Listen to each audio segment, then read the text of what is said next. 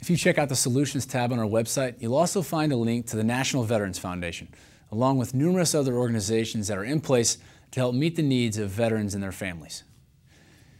We hope you'll join us next week, and we'll meet a courageous young woman and hear her story as she speaks out about her military sexual trauma as well as her time at war. Here's a preview of that now, Angie's story. I told my platoon sergeant, I said, hey, I think I got raped. He's like, if you tell, they're gonna make you look like a whore. They're gonna say that you were drinking and it's all your fault and you better just keep your mouth shut. So I'm going through my own personal stuff, you know, in my head, and of course there's a stigma around mental health. You don't go get help. You just shut your mouth.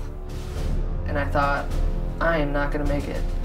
And I literally remember standing there looking at the sunset in the middle of Baghdad and thinking, I am gonna die in Iraq from this.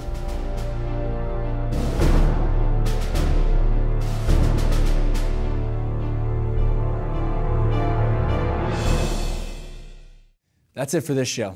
We'll see you back here next week for another episode. And we're going to leave you with the profile of another courageous vet, Barbara Newstrom. Until next time, take care. In my life, I've never been that scared. I was on top of what's called an expandable bridge. You have a top piece and a bottom piece. And normally the top piece and bottom piece, there's a part where they're chained together. It was kind of caught up on a flat tire. We were not using the right crane.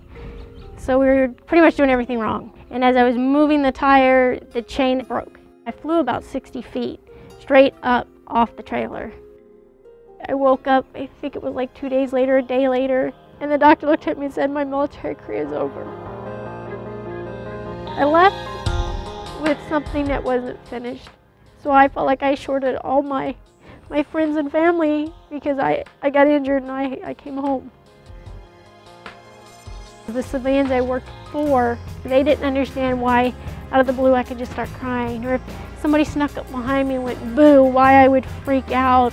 People need to understand why we're coming back disabled and why things are happening the way they're happening.